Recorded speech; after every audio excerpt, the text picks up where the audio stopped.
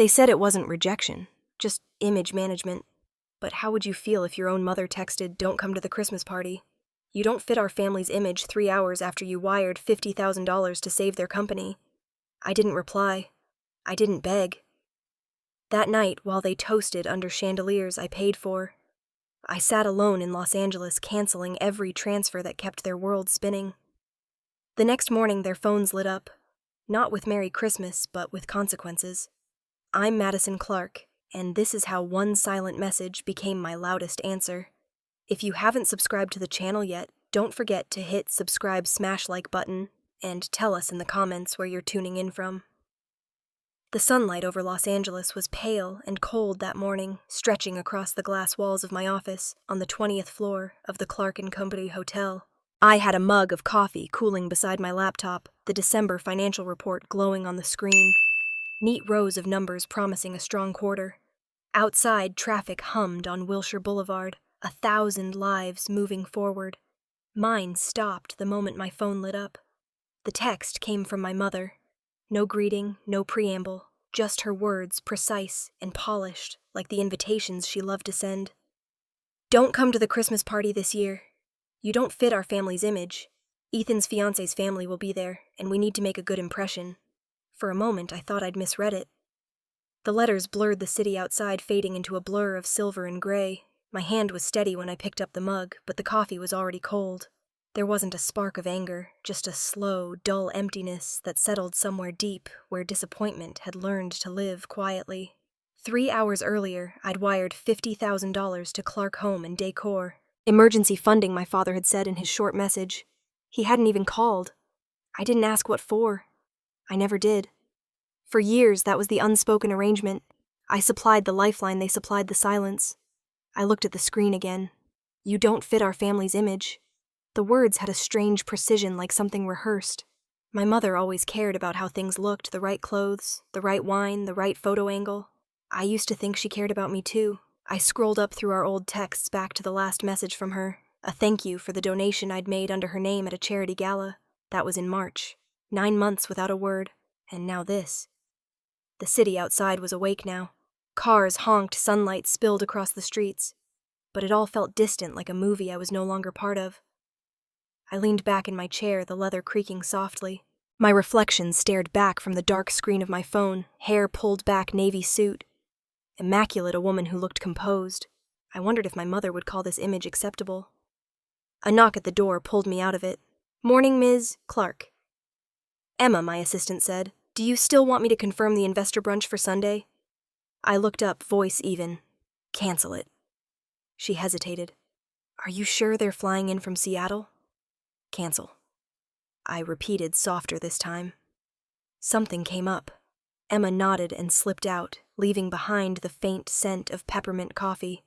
I turned my chair toward the window. The skyline stretched endlessly, all glass and movement. Down below, people hurried with shopping bags, laughter echoing faintly through the streets. Christmas in Los Angeles was always strange, sunshine instead of snow.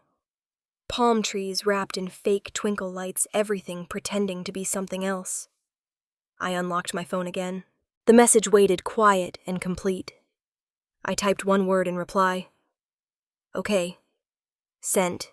That was all. No questions, no argument, no defense. Just a single syllable to mark the end of a chapter I hadn't realized was already over. I set the phone face down on the desk, the screen still buzzing with new notifications I didn't care to read. I pressed my palms together, letting out a long, steady breath. In the glass reflection, my face looked calm, but behind that calm was something shifting. A small, precise movement like the click of a lock releasing. People think betrayal sounds loud, that it crashes in like thunder. It doesn't. It arrives quietly in sentences that look polite, in words that pretend to care. It sits in the silence afterward, waiting for you to realize what it took. I stood up, straightened my jacket, and reached for my bag. On the desk, the report still blinked, waiting for me to finish what I'd started. I closed the laptop instead. There would be time for numbers later. Before I left, I called Emma again. "Push all meetings to next week," I said. She paused. All of them. All of them." I hung up before she could ask why. The sound of the phone sliding back into its cradle was small but final. Outside, the winter light was bright and sharp, reflecting off the mirrored buildings. I walked to the window once more, watching the morning unfold below. The traffic lights changing a busker, playing somewhere I couldn't see, a couple arguing near a crosswalk. The world carried on, unaware that something in mine had just ended. There was no anger, not yet, just clarity, cold and clean. Somewhere between the first sip of coffee and that single text, a switch had flipped. I didn't know it yet, but everything from this moment forward would be different. I was 19 when the letter arrived.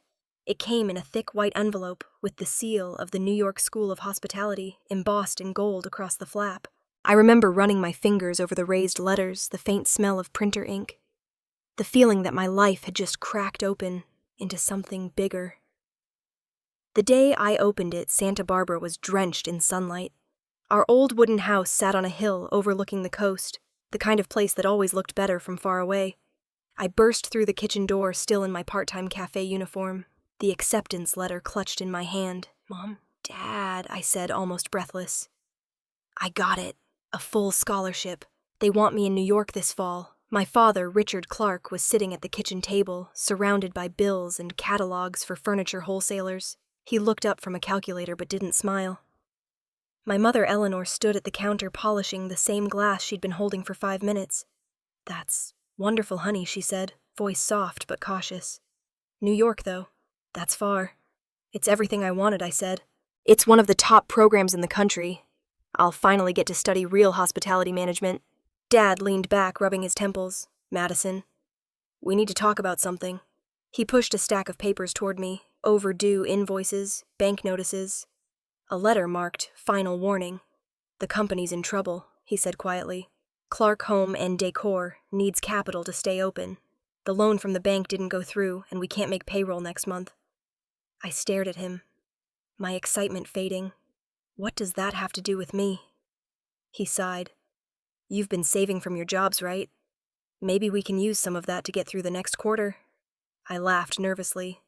"Dad, I have $2,000, not $200,000. He didn't laugh. "There are other options. You could take a student loan. Use the funds to help the business first. Once we're stable, we'll pay you back. It's just temporary." I looked to my mother for help, but she was already shaking her head, not in disagreement, but in quiet agreement with him. "Sweetheart," she said, setting down the glass. "Du hak kadedoi. Ethan needs to finish school first, and he's struggling to find direction. You're so smart, so capable. You could really help your father." I felt my chest tighten. "You're asking me to give up my scholarship." My father's tone softened, persuasive. "Not give up, just postpone. Family first, Madison. This business will be yours one day. Family first." That phrase had always been his answer to everything. That night I sat on my bed and reread the acceptance letter until the words blurred. I imagined New York. The noise, the lights, the freedom. Then I thought of the workshop behind our house, the shelves stacked with unfinished furniture, my father's tired face. I wanted them to be proud. I wanted to be needed. The next week, I went to the bank.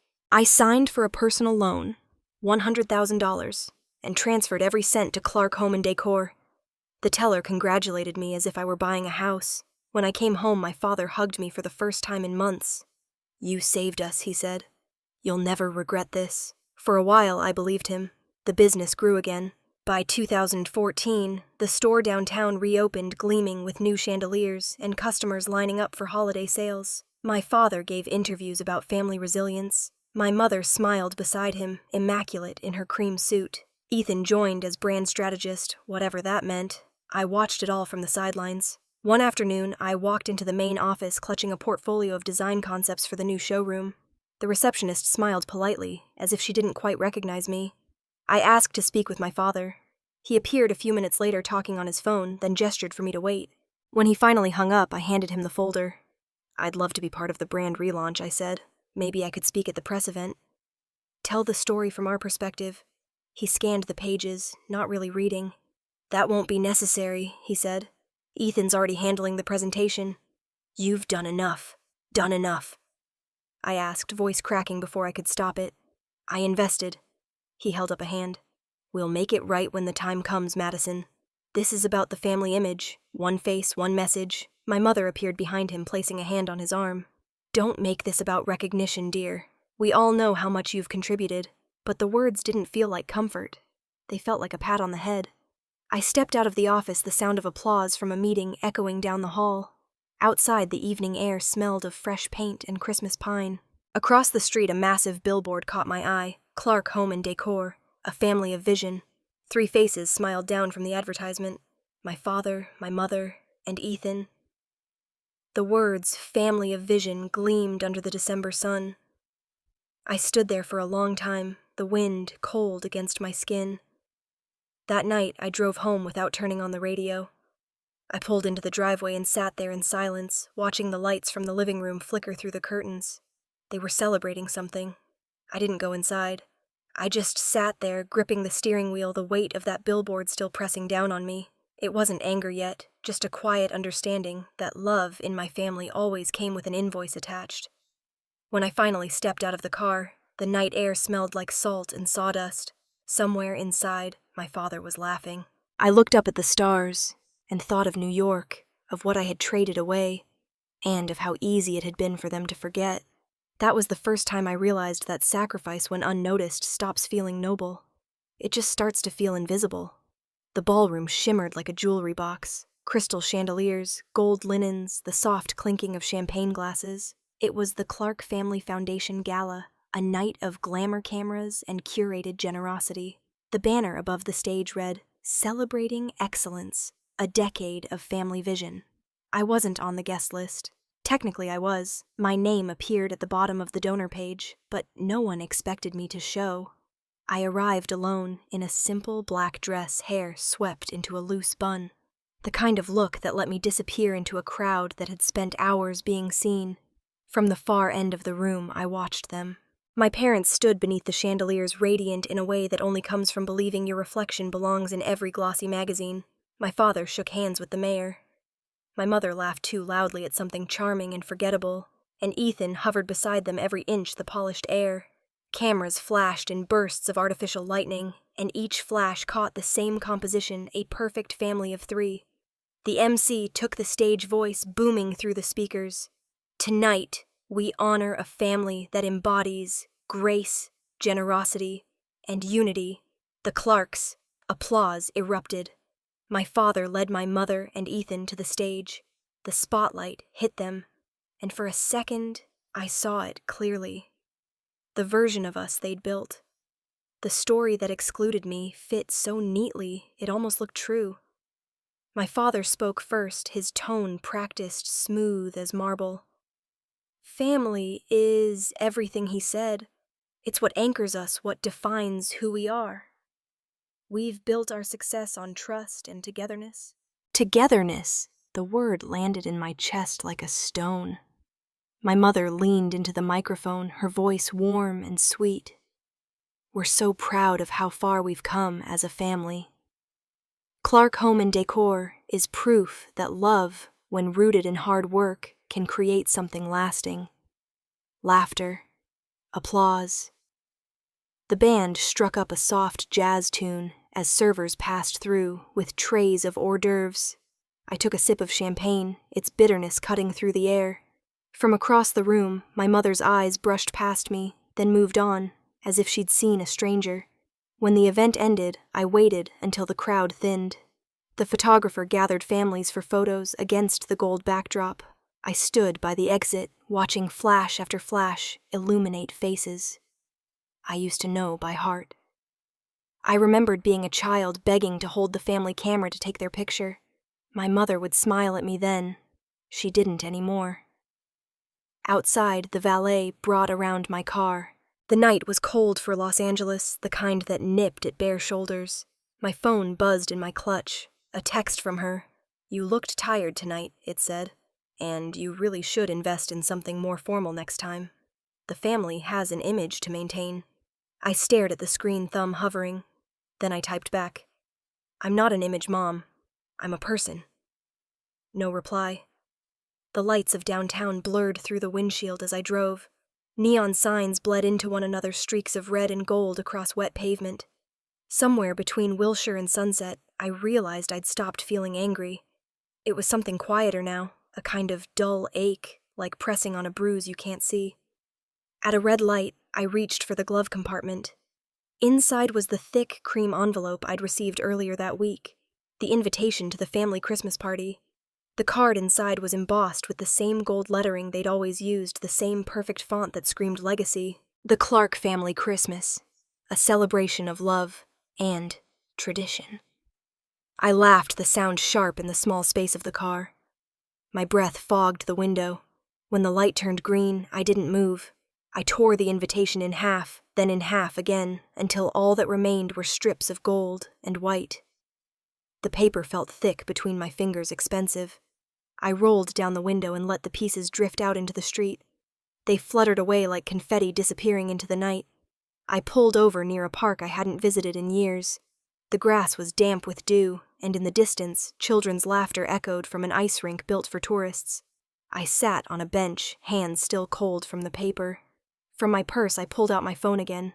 The last photo I had with my family was from a magazine shoot years ago. My mother's arm around Ethan. My father standing tall, and me on the edge, slightly out of frame. I remembered how the photographer had asked me to step closer, and how my father had said, "No, this angle looks better." I deleted the photo. In its place, I opened the camera and took one of the park lights reflecting off the wet pavement. The image was blurry, imperfect reel. The night smelled of pine and exhaust. I closed my eyes and thought of all the words they'd used to shape our family story. Legacy, image, grace, tradition. None of them meant love. Back in the car, I sat for a while, the torn invitations still littering my lap. Gathered the last few scraps, folded them into my palm, and held them tight until the edges bit into my skin. Through the windshield, the skyline glittered in the distance, cold and magnificent.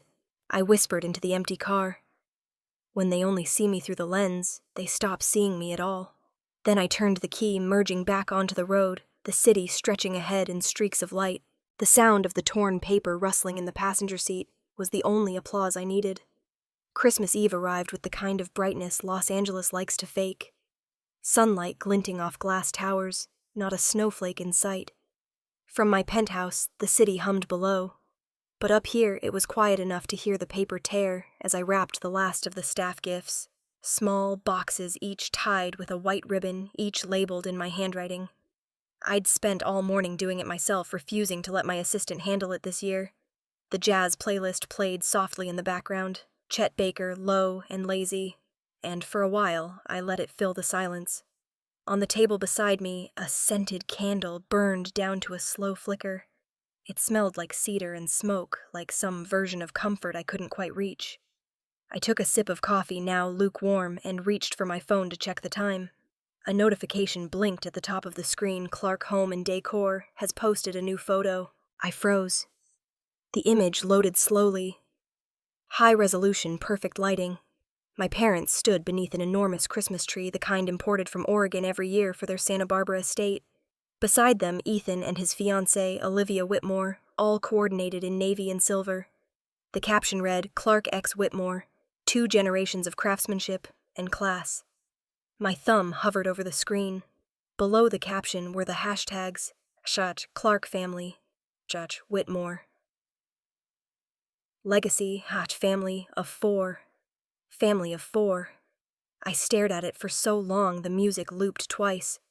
The phone buzzed again. Comments, likes, applause emojis filling the feed. I could almost hear my mother's voice rehearsing the caption out loud, practicing that final line about 2 generations. Always about optics. Always about perfection. I locked the phone and leaned back in my chair.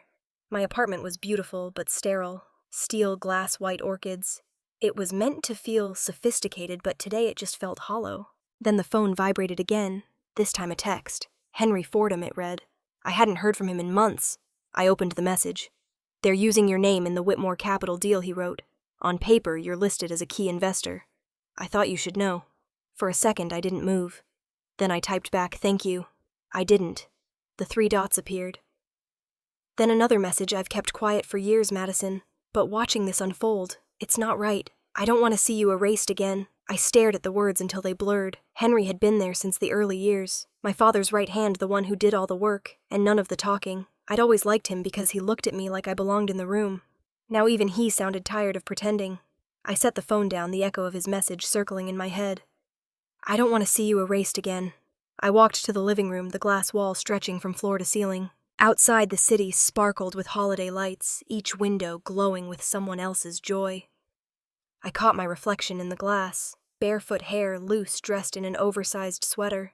I looked like someone who had built her life to be untouchable, and still somehow kept getting touched. The phone buzzed again with new notifications, more posts, more tags. I ignored them and crossed to the hallway closet. On the top shelf sat a weathered leather folder, its edges frayed from a decade of moving between apartments. It was labeled in my own handwriting, Clarke Home and Decor, Investment, 2014. I pulled it down, brushed off the dust, and carried it back to the table. The candle flame flickered as I opened it. Inside were documents I hadn't looked at in years, bank statements, contracts, the official agreement my lawyer Margaret Hayes had drafted when I invested $150,000 to keep the company alive. At the time, I'd believed my father when he said it was a family loan. Margaret had insisted on legal ownership. 51% she'd written on the front page. This way they can't take it from you. I'd laughed then. Take it from me. It's their company. I wasn't laughing now. My name was there typed clearly under majority shareholder Madison Clarke. The ink hadn't faded at all. I ran my fingers across the signature line, the pen stroke of my 23-year-old self, the one who still thought love was the same as loyalty. My laptop sat closed on the desk. I flipped it open, the screen lighting up the room. I typed Whitmore Capital Partnership into the search bar. The first result was a press release. Clarke Home and Decor announces strategic collaboration with Whitmore Capital Group to expand luxury market presence. Scrolling down, I saw the names of the signatories. My father, Richard Clarke, as CEO, my brother Ethan Clarke as creative director, and under investor representatives, my name. I sat back in the chair, exhaling slowly. They'd used me, my reputation, my financial credibility, to legitimize the deal, the one I hadn't even known existed. A sharp laugh escaped before I could stop it. It didn't sound like humor, more like disbelief. I closed the laptop, stood up, and paced the room. Every step echoed off the marble floor, too loud, too final. For years, I'd told myself they didn't mean to forget me, that it was just convenience or oversight or the price of keeping peace. But this wasn't forgetting. This was erasure by design. I went to the kitchen, poured a glass of water, and leaned against the counter until the trembling in my hands stopped. The candle had burned out completely now, leaving a thin trail of smoke curling upward. I looked around my apartment again. It had taken me 10 years to build a world that didn't depend on theirs. Yet somehow their shadow still reached inside it. I went back to the table, opened the folder again, and took one long breath. My hand shook slightly as I traced my signature with a fingertip. For the first time in years, the idea of fighting back didn't feel exhausting. It felt necessary. The city below kept glittering, but something inside me had gone very still. I reached for the laptop again this time, not to search, but to act. The screen glowed in the dim room, a single line from the contract reflected in my eyes. Majority shareholder rights reserved under California corporate law. My hands were steady now. I clicked the trackpad and began to type. The sound of the keys filled the silence, sharp and rhythmic. Somewhere outside, fireworks from an early celebration exploded faintly over the city, a burst of color against the sky. I didn't look up. My eyes stayed on the document, on my name, on the proof of everything they'd tried to bury. For the first time in a long time, I felt awake.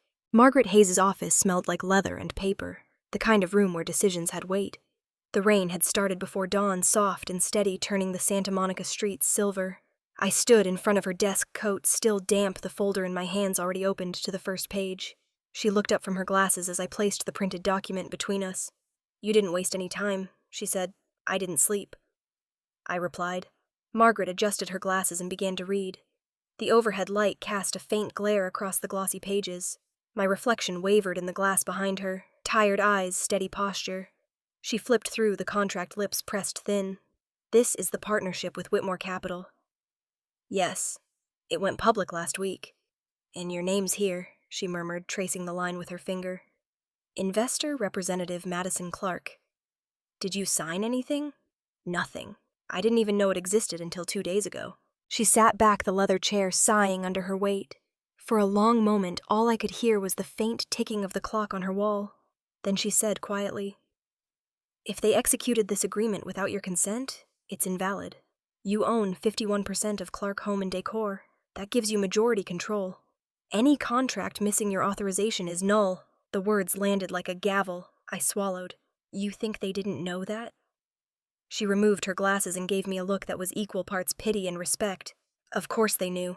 They just counted on you staying silent. You've been conditioned to protect them. Conditioned. The word cut sharper than I expected. She reached across the desk and opened another folder, one thicker, older, stamped with my name, and the date 2014. I hadn't seen it since the day I'd signed it. Margaret turned the first page toward me and tapped her pen on the bolded line, right here. Majority shareholder rights cannot be revoked without written consent of Madison Clarke. This was airtight. I made sure of it because I saw what was coming.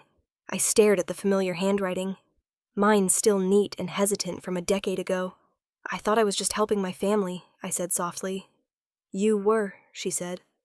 But you were also saving yourself. You just didn't know it yet. For a long moment we sat in silence. Outside, the rain grew louder, hitting the window like distant applause. Margaret leaned forward. You have two options now. You can demand immediate dissolution of the Whitmore deal, or you can let it hang there, gather evidence, and hold them accountable for breach of fiduciary duty. The second route takes longer, but it's cleaner, and it leaves you in control. I met her gaze. If I go that route, it'll destroy them publicly. She didn't blink. It will also stop them from using you again. The words hung between us. I could feel something cold and sharp settle in my chest. Not anger exactly, but clarity. Margaret pushed the folder across the desk toward me. This isn't about revenge, Madison. It's about correction. You've been invisible for too long. I closed the folder, my fingertips tracing the embossed edge. Invisible was easier. Her smile was faint, almost maternal. Easier isn't justice. The rain had slowed when I stepped outside. The streets glistened like sheets of glass puddles reflecting the red glow of traffic lights. I didn't open my umbrella. The drizzle on my face felt grounding, almost clean. I walked to the edge of the curb, waiting for the crosswalk to change. Across the street, a couple argued beneath a shared umbrella. They looked like every version of what I wasn't. Comfortable, ordinary, whole. My phone buzzed in my pocket. A message from Margaret. Remember, document everything. Start with financial statements. I typed back, already on it. The crosswalk sign blinked white, and I stepped forward, water splashing against my heels. By the time I reached my car, the clouds had thinned to a soft gray. Sitting behind the wheel, I scrolled through my contacts until I found Henry's name. My thumb hovered for a moment before I hit call. He answered on the second ring, his voice low and cautious. Madison. I need something, I said. The last 3 years of financial reports, every payment, every vendor transfer. Don't tell anyone. Don't ask why. He hesitated, breath catching faintly through the line. You think they'll find out? They will, I said, watching raindrops slide down the windshield. But not before I do. Another pause. Then his voice steadied. You'll have it in 2 days. Thank you, Henry. He didn't respond right away. Then softly. It's about time someone made them answer for something. I ended the call, the echo of his words lingering like smoke. The windshield wipers clicked once, clearing my view. I sat there for a minute longer, letting the sound of rain fill the silence. The contract folder lay on the passenger seat, edges damp, where my hand had pressed too hard. Suot moinum toduk daerang im lang la tonchong. I whispered under my breath in the language my mother had taught me as a child. Hua ra da chi la su tien loi chung yak. Outside, a neon sign from the cafe across the street flickered red and green, casting fractured light through the wet glass. My reflection blinked inside it, steady, now sharper somehow. I started the car and pulled onto the empty boulevard. The rain had stopped, but the streets still glowed like mirrors. And for the first time in years, I wasn't walking away from something. I was walking toward it. The week between Christmas and New Year's always felt hollow. Too quiet, too bright. The world around me was still celebrating, but my apartment had turned into something else entirely, a war room. The days blurred together. Morning light faded into the glow of laptop screens, and nights ended with the hum of the printer spitting out one incriminating page after another. Henry and I worked in parallel silence. Him at the office, me from my penthouse. Two ghosts tracing numbers through the dark. Each night we spoke briefly, voices low, cautious. He'd forward new files, I'd cross-check them against the accounts I still had access to. The sound of my email inbox pinging became the heartbeat of those days. The first thing I noticed were the donations. 6 figures, each labeled as corporate charity partnerships. But every receipt led back to personal vendors, private jewelers, exclusive spas, luxury home designers. There were payments to Olivia Whitmore's event company, $20,000 listed as consulting. Another for a European trip under marketing research. I highlighted each line in yellow, watching the list grow longer and uglier. By the 5th night, I'd filled 2 notebooks with notes, arrows, account numbers. At midnight, Henry called. His voice was tired, but charged. "You might want to see this." He sent over a video file. It was grainy security footage from the Clarke home and decor loading dock. 2 men were lifting wooden crates into a delivery truck. The labels read, "Custom Oak Dining Set, Client Whitmore Residence." I hit pause. "Please tell me that wasn't billed to the company." "Look at the timestamp," he said. "Last week. Christmas delivery." The camera caught my father stepping briefly into frame, giving the driver a nod. My chest went cold. How long? Henry's voice cracked slightly. "Honestly. Probably since you stopped asking questions." That answer didn't surprise me, but it still hurt. It landed deep like a bruise beneath the ribs. For a while, I didn't say anything, just listened to the static hum of the call. Then I said quietly, "Send me everything, every video, every file. We meet tomorrow." When the call ended, I sat back in the dim light of my living room. The city stretched out below, dotted with lights that looked like constellations too far away to touch. My laptop screen glowed open to a spreadsheet filled with numbers that used to mean nothing to me. Now each one felt like proof of betrayal. I opened the latest transfer records. There it was, a December payment labeled Holiday Partnership Expenses. $187,000 wired to an account under my father's initials. I printed it.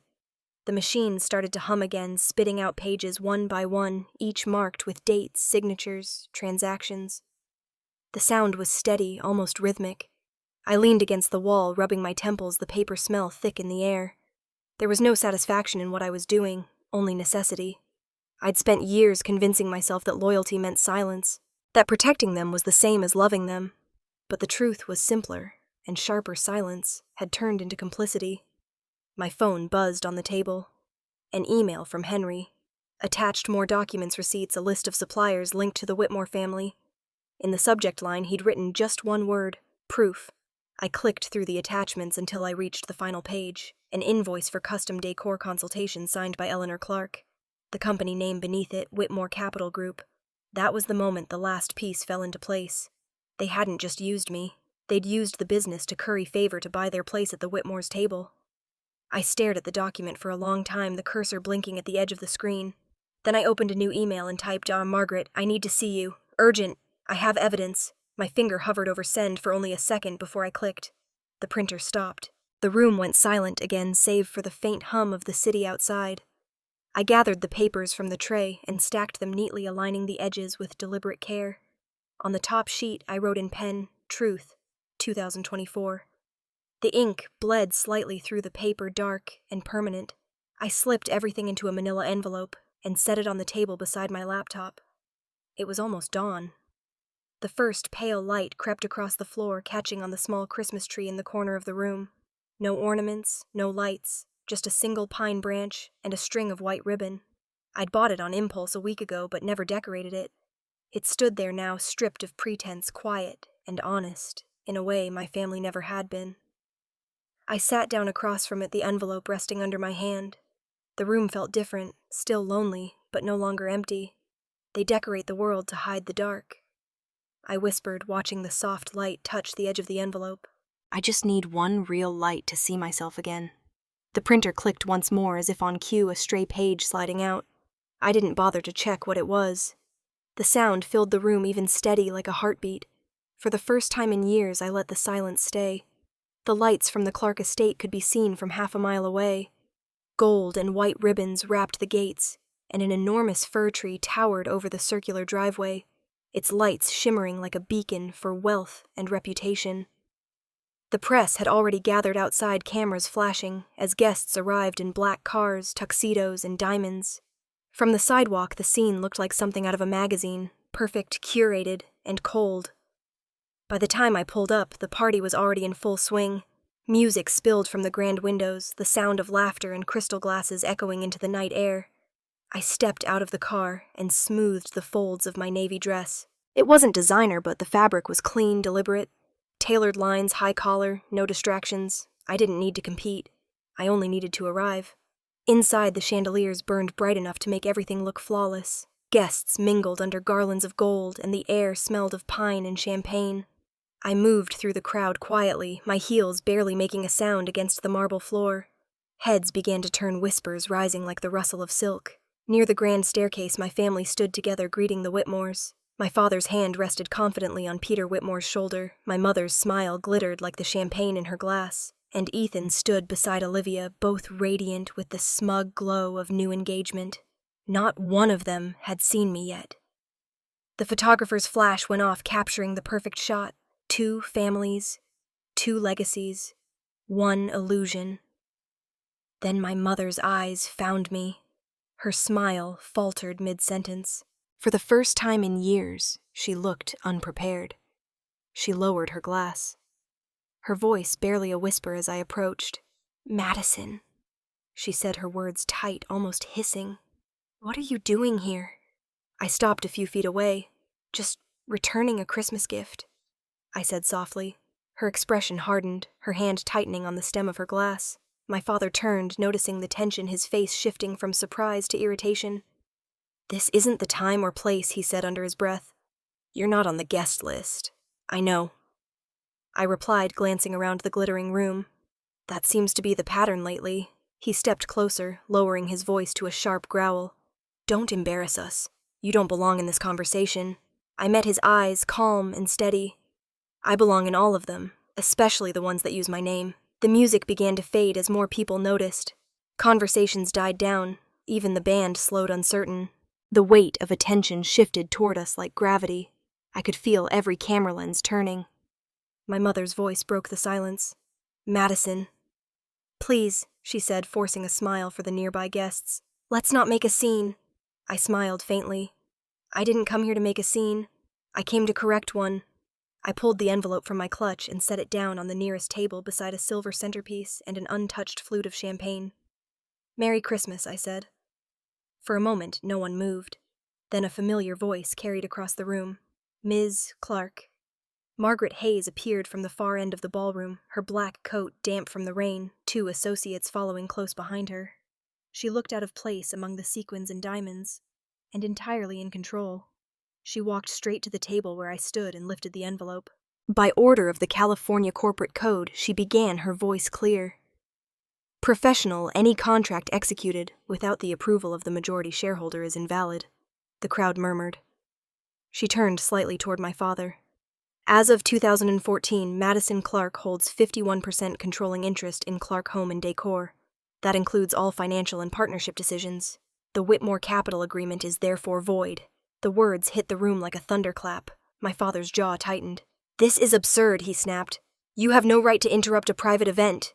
Margaret cut him off, her tone like ice. "It stopped being private the moment you used her name without consent." Eleanor took a shaky breath. "Madison, you don't understand what you're doing." "Oh, I do. I said, I understand perfectly. You built your image on family unity, but what you really built was ownership. Of me, of my silence. I'm just taking back what was mine." Olivia glanced at Ethan, whispering, "What's happening?" Ethan's face had gone pale. "I don't know," he muttered. Peter Whitmore looked furious, the color draining from his face. "Richard," he said sharply, "is this true?" My father opened his mouth but found no words. I took a slow breath, my voice low but steady. "You see, I was never missing from this picture. You just edited me out." The silence that followed was absolute. Then the flashes began. Photographers capturing every second, my father's clenched jaw, my mother's frozen smile, the Whitmores' alarmed expressions. and me, standing exactly where they didn't want me to be. The band stopped playing altogether. Somewhere, a glass shattered. Margaret handed me a copy of the declaration, her expression unreadable. "You'll want to keep this?" she said quietly. I nodded, slipping it back into the envelope. I already know every word. As I turned to leave, I caught my reflection in the massive mirror that lined the hallway. Behind me, my family stood exactly as they had on that billboard 10 years ago. Perfectly posed, beautifully broken. For once, I didn't look away. The flashes followed me all the way to the door, each one a punctuation mark on a decade of silence ending.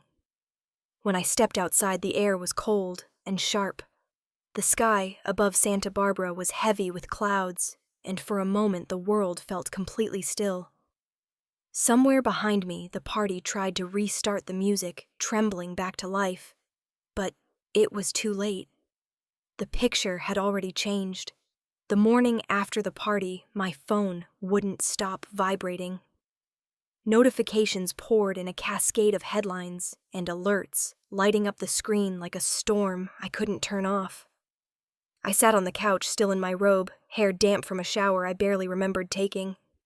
The TV was on mute, the news ticker at the bottom of the screen, looping the same phrase, the Clarke Whitmore Christmas scandal. It didn't take long to find the video. Someone at the party had recorded everything. Me walking into the ballroom the moment my mother froze, Margaret reading the legal declaration in front of the cameras. The audio was clear, sharp. My voice didn't tremble once. The clip had already been shared across every platform.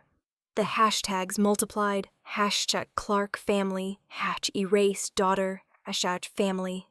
A 4 no more. I opened my laptop. At the top of my newsfeed was a blog post by Ava Monroe, a journalist who made her name dissecting the facades of California high society. The headline read, "The daughter they erased from the Christmas party." The article was relentless, written with surgical precision. For a decade, it said the Clarks have built a brand on family values while excluding the one member who financed their survival. Last night, that daughter returned, not for revenge, but for truth. It had been shared over 200,000 times in less than 12 hours. I scrolled through the comments expecting cruelty. Instead, I found sympathy. She handled it with class. About time someone called them out. I wish I had her courage. I set the laptop aside. I wasn't proud, not exactly, but I felt lighter. Like I'd been holding my breath for 10 years, and finally let it go. The phone rang. Ethan. For a moment I considered ignoring it, but curiosity won. I answered. His voice came in tight, defensive. "Madison, what the hell did you do?" The video's everywhere. The internet's saying insane things. I didn't respond immediately. He filled the silence, his words spilling faster. "Mom's in tears. Dad hasn't left his study. This is getting out of hand. You have to make a statement or something. Tell people they're wrong." "They're not wrong," I said quietly. "No one's lying, Ethan. They're just replaying what actually happened." He hesitated. "You've made us look like fools. I didn't make you anything I said.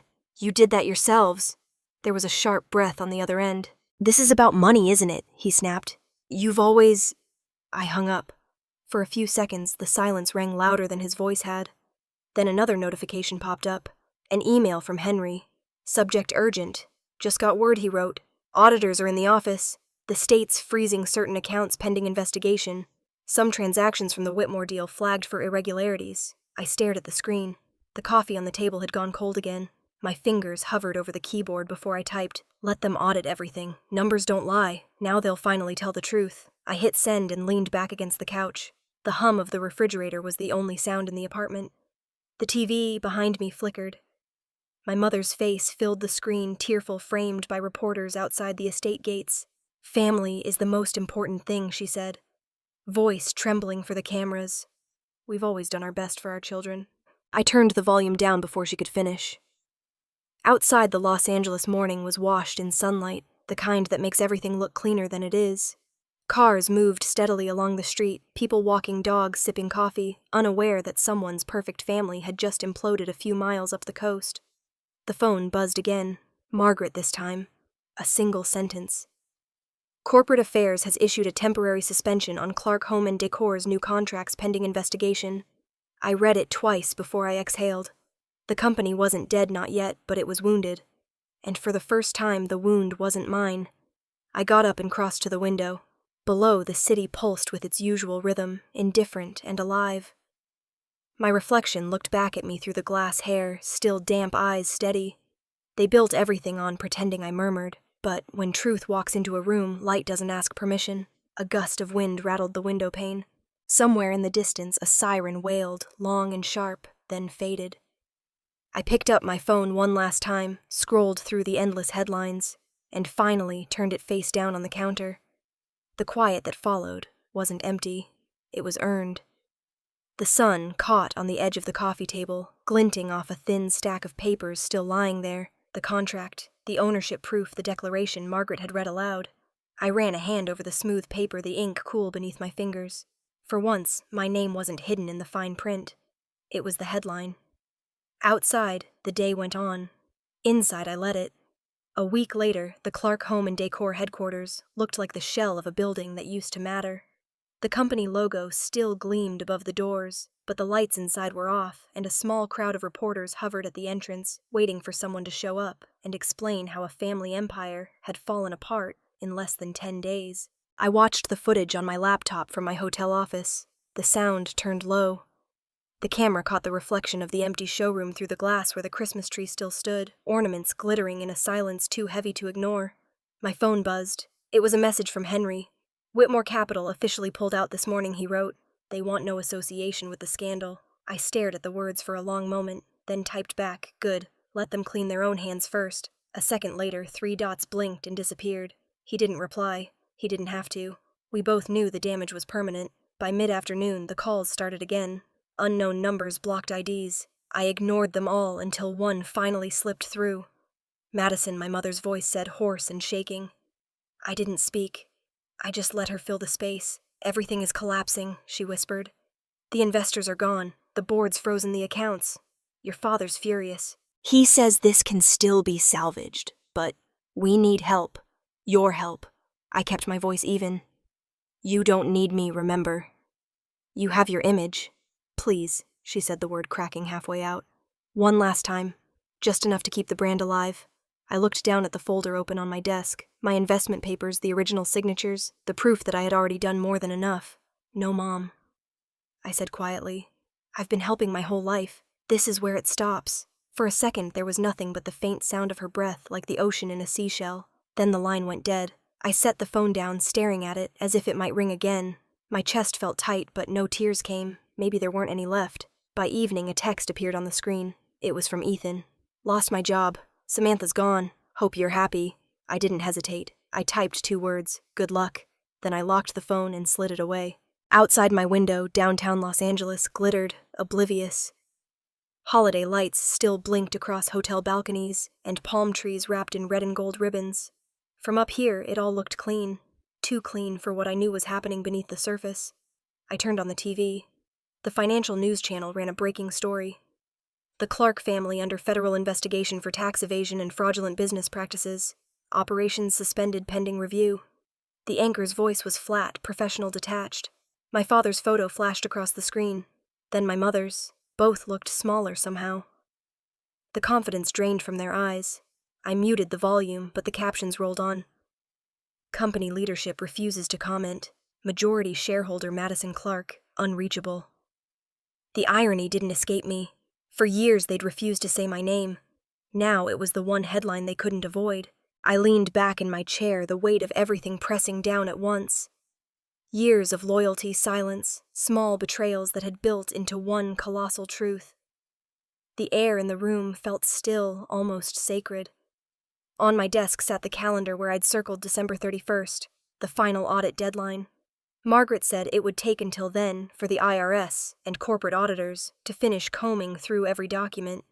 After that, the story would belong to the public record, not the Clarke family myth. I opened the folder again, flipping through the copies I'd printed weeks ago. Each line item was a story in itself, a trip disguised as a business retreat, a gift billed as donation, a dinner receipt that could have paid someone's rent for a year. Numbers didn't lie. They never had. They'd just been buried under charm and champagne. A knock sounded on my office door. Emma, my assistant, peeked in. Do you want me to cancel tomorrow's interviews with the local press? Yes, I said. No more statements. Let the paper trail speak for itself. She nodded, then hesitated. Are you okay? I looked at her for a long moment before answering. Better than I've ever been. When she left, the office went quiet again. I stood and walked to the window, my reflection framed against the skyline. Somewhere down below, traffic crawled, horns blaring faintly through the glass. Life kept moving. I turned back toward the TV just as a live clip began to play. Reporters surrounded my father outside the shuttered Clarke Home and Decor headquarters. Cameras flashed, microphones shoved toward him. One reporter's voice cut through the chaos. Mr. Clarke, do you think you've hurt your daughter? For a heartbeat, he froze. Then he looked directly into the camera. His mouth opened, then closed. He said nothing. The crowd shouted more questions, but he turned and walked away. The cameras followed until he disappeared behind the tinted doors. I stood there motionless, watching him vanish from the frame. Maybe this wasn't the end of the story. Maybe it was just the first time the truth had been written under the right name. Outside, the light began to fade, turning the city into a field of gold and shadow. I closed the folder, the soft click of paper against paper, the only sound in the room. When I finally sat back down, I didn't reach for my phone, or the remote, or the reports. I just sat there and let the silence fill the space where guilt used to live. The mornings in Carmel were softer than anywhere else I'd lived. The air tasted faintly of salt and eucalyptus, and the ocean stretched out like glass under the pale autumn sun. I woke before dawn most days, long before the guests at the Lumen stirred.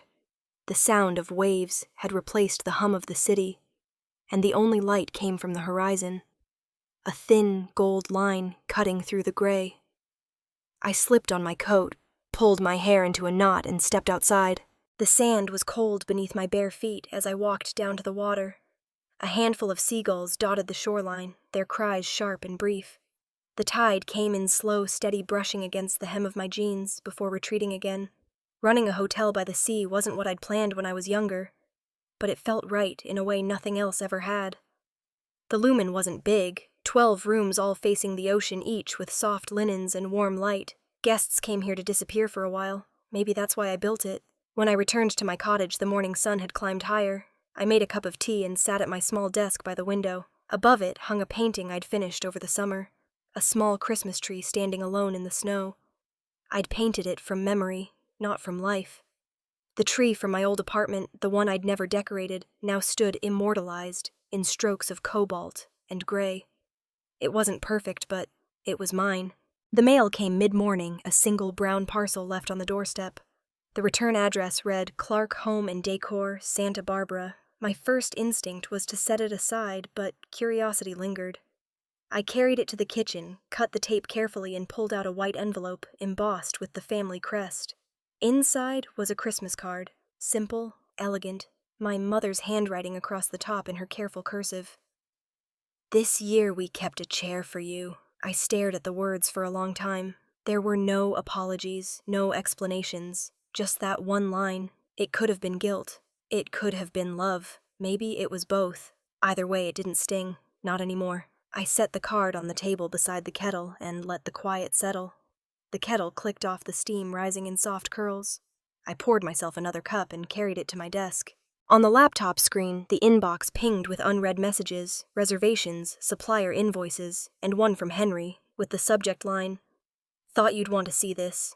It was a short update about the company the investigation had closed, fines were paid, and the brand had been stripped down to a single storefront. My parents had stepped away entirely. Ethan had moved north. The Clarke name still existed, but it meant something smaller now, human, imperfect. I hit reply. "Thank you," I wrote, "for everything. You and Margaret made sure the story ended the way it should, by the law, not by legacy." I signed it simply, M.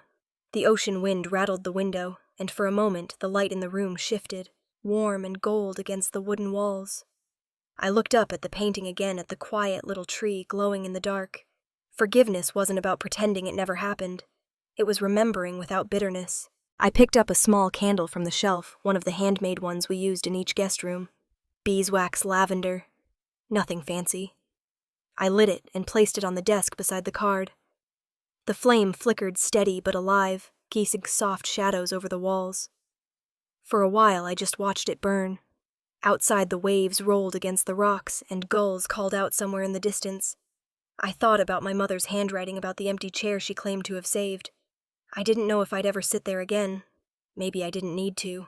The flame swayed slightly in the breeze that came through the cracked window. I cupped my hand around it, protecting it from the draft, and smiled. It wasn't much, a small light in a quiet room, but it was real. And after everything, that was enough. The sky above the Pacific had turned the color of steel when Henry arrived. Winter in Carmel wasn't harsh, just quieter, softer. The guests at the Lumen were still out for their afternoon walks, leaving the lobby filled only with the faint scent of salt air and coffee. He stepped inside carrying a leather briefcase, his coat damp at the shoulders. When he saw me, he smiled in that cautious way of his, like someone entering sacred ground. "You picked a good place to disappear," he said. I poured him a cup of tea and nodded toward the table near the window. I didn't disappear.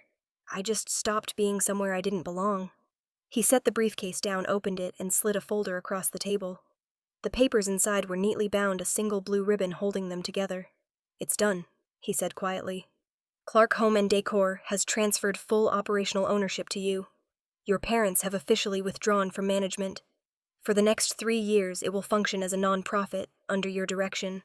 For a long moment, I didn't touch the folder. The sound of the waves outside filled the silence. "They signed?" I asked, finally. He nodded. Every page. I reached for the document and opened it slowly.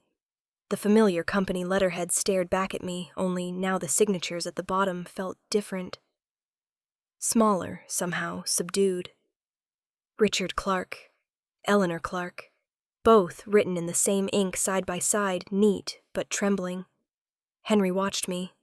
"You got it back," he said. "All of it." I traced a finger along the edge of the paper. "I don't need their signatures to be myself," I said quietly. "But maybe this is how they finally learn what's real." He didn't speak for a while. The light from the window shifted, golden and dim. Outside, the tide rolled in, brushing against the rocks. I closed the folder and leaned back in my chair. "If I'm taking this back, I'm not firing anyone," I said. "Not one person. The staff who stayed after everything. They deserve better than what they were given." Henry smiled faintly. "That's already noted. You'll have the same team, same facilities. The store in Santa Barbara reopens next spring." I nodded, feeling something unfamiliar settle in my chest. Not triumph, not even relief. Just peace. Later that afternoon, we gathered a small group of the old Clarke employees in the meeting room at the Lumen. There were a dozen of them, faces I hadn't seen since the scandal. Some looked older, others simply tired. But when I stepped to the front of the room, their eyes softened. "Thank you for coming," I began. "I know this isn't easy. You've watched the company you built your lives around fall apart. You've endured the headlines, the doubt, the shame that wasn't yours to carry. But today, we start again." I paused, letting the quiet stretch. The wind outside rattled the glass doors. This time I continued. "We build it on truth. No more illusions, no more performances. Just good work, honest craftsmanship, and respect for each other and for what we do." A few of them nodded. One woman in the back wiped her eyes. When the meeting ended, Henry lingered behind as the others filtered out. He stood by the window, looking at the horizon. "You really mean to turn it into a nonprofit?" he asked. "Yes," I said. "If the family legacy is going to exist, it should at least help someone who needs it, not just feed pride." He chuckled softly. "You know, I always wondered how you managed to stay so calm through everything." "I wasn't calm," I said. "I was just tired. Now I'm not." He studied me for a moment, then asked, "Have you forgiven them?" I looked down at my hands resting on the folder. The paper felt warm from the sunlight. "Forgiveness is for the heart," I said slowly. "I don't think I'm there yet, but I'm not angry anymore." Henry nodded, the corners of his mouth lifting just slightly. Maybe that's the biggest victory. The room fell quiet again. The sun had dipped lower, casting long lines of gold across the polished wood table. Dust particles floated through the air like tiny stars. I picked up the pen lying beside the folder. Its tip hovered over the page for a heartbeat before I pressed it down. The ink bled smoothly onto the paper as I signed my name. Madison Clarke, beneath theirs. The sound of the pen scratching across the page was soft, final, almost tender. When it was done, I set the pen down and exhaled. Outside, the light shifted to amber, painting the ocean in bands of bronze and silver. Henry gathered his things, buttoning his coat. "You've closed a big chapter," he said. "What comes next?" I looked out the window toward the water. The waves broke gently against the rocks, endless and patient. "I don't know," I said, "but for once, I don't need to." He smiled. "That's a good answer." After he left, I stayed in the empty room, the signed document lying on the table before me. I traced the edges one last time, feeling the quiet settle deep into my bones.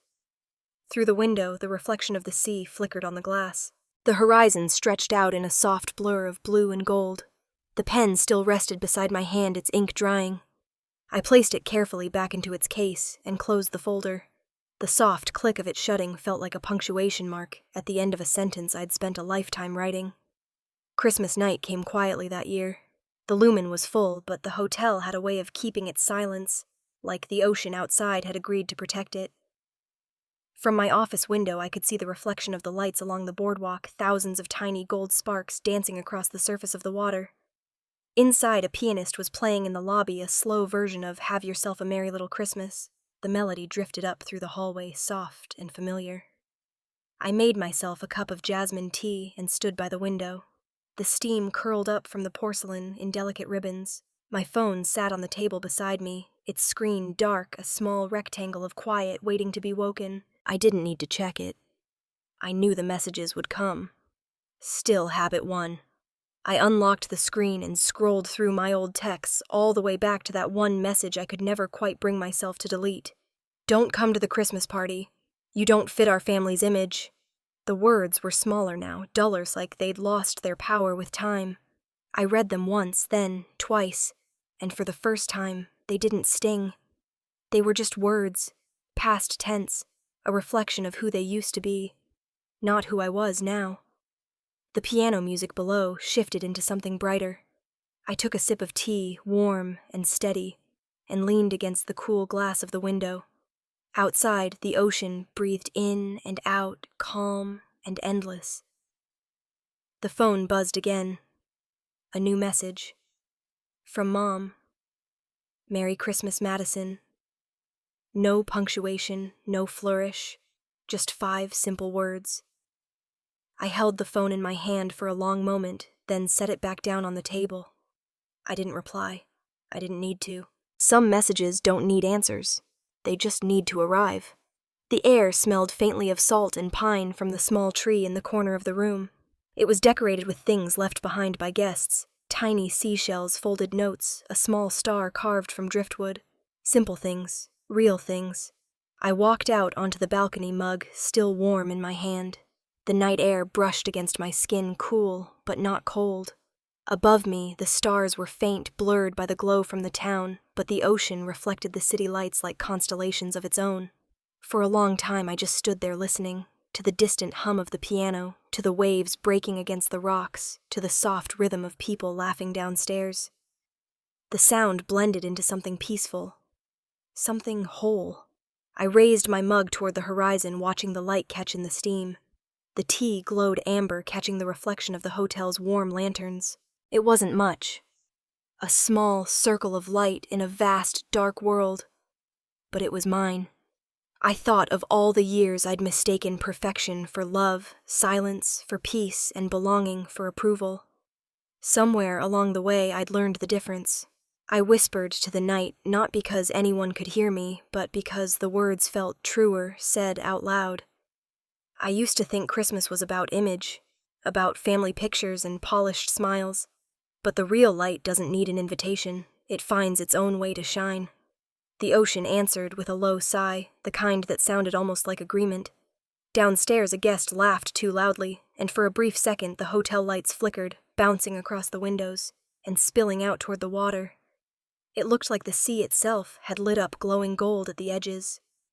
I stayed there until my tea went cold, until the waves slowed, until the last few notes of the piano faded into silence. Then I went back inside, leaving the balcony door open just enough for the sound of the ocean to follow me in. The room felt warm, alive. The candle I'd lit earlier had burned low. Its flame small but steady, the kind that lasts longer than you expect. I sat down beside it, my reflection flickering in the window, the sea behind me, like a mirror of light. I thought of the chair they said they'd saved for me last year. Maybe it was still there, waiting in a dining room somewhere in Santa Barbara. Maybe it wasn't. Either way, I didn't need it anymore. Some families find each other in the end, others don't, but either way, life keeps moving forward, and light keeps finding new ways to fill the dark. I took a slow breath, the kind that settles you all the way down to your bones. The candle flame wavered once, then steadied again. I smiled. If you've ever been uninvited from your own family's table, remember this: you don't need an invitation to shine. The real Christmas begins the moment you stop living for someone else's image